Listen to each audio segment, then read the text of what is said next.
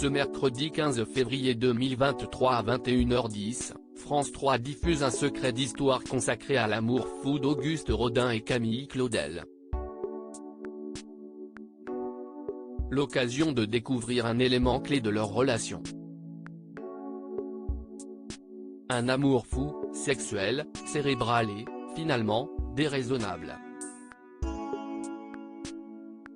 Incarné par Isabelle Adjani et Gérard Depardieu, dans un film réalisé en 1988, Camille Claudel et Auguste Rodin ont légué à la postérité des sculptures et des dessins géniaux mais, également, une histoire passionnelle légendaire et tragique.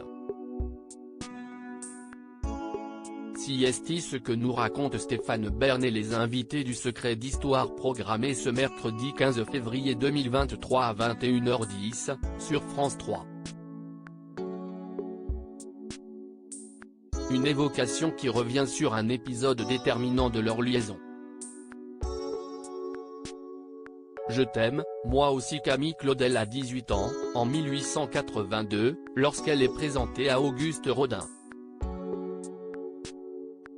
Dotée d'une séduction magnétique, chevelure au burn, yeux bleus foncés, d'un tempérament de feu et, surtout, d'un talent rare pour la sculpture et le dessin, la jeune femme ne tarde pas à séduire le maître de 24 ans, son aîné, qui lui propose de rejoindre son équipe.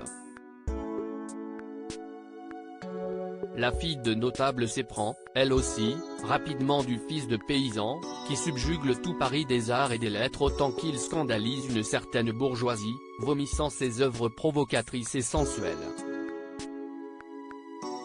Dans l'atelier de Rodin, Camille se montre concentrée, tout à sa tâche. Très vite, la pertinence de ses suggestions impressionne Auguste qui en fait sa collaboratrice. Puis sa maîtresse. Déjà en couple avec Rose Beuret, qui lui a donné un enfant, Rodin accepte cette double vie, dopée par l'union artistique et la fusion charnelle l'unissant à Camille Claudel. L'influence qu'exerce l'artiste sur son mentor est importante, la production du sculpteur témoignant, à l'époque, d'une inspiration et d'une liberté sans égale. Afin de vivre leur relation plus librement qu'à Paris, Auguste et Camille se retrouvent au château de l'Islette, en Indre-et-Loire. Un contrat d'exclusivité, mais ce qu'elle supporte pendant des mois finit par rendre Camille Claudel insatisfaite et, d'une certaine manière, malade. À Paris, le 12 octobre 1886, elle tente de forcer le destin. Alors que Rodin prend un verre chez lui avec des amis, Camille fait irruption dans la pièce, un papier à la main.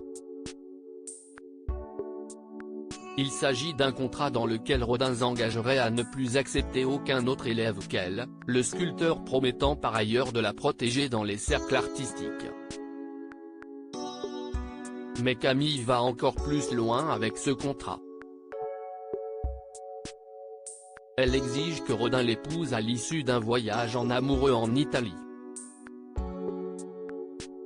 Unique compagne et muse, elle veut régner seule sur le maître. Auguste Rodin signe, sans illusion. Cet homme qui déteste toute entrave n'a pas l'intention de bouleverser ses habitudes. Camille va s'en rendre compte. Le temps passe sans que le sculpteur honore un seul engagement. Les deux amants s'aiment toujours, mais se déchirent aussi de plus en plus fréquemment. Et lorsque, 4 ans plus tard, Camille tombe enceinte, elle décide de ne pas garder leur enfant. Cet avortement marque une brisure dans cette relation hors du commun et annonce des jours bien sombres pour la malheureuse Camille Claudel.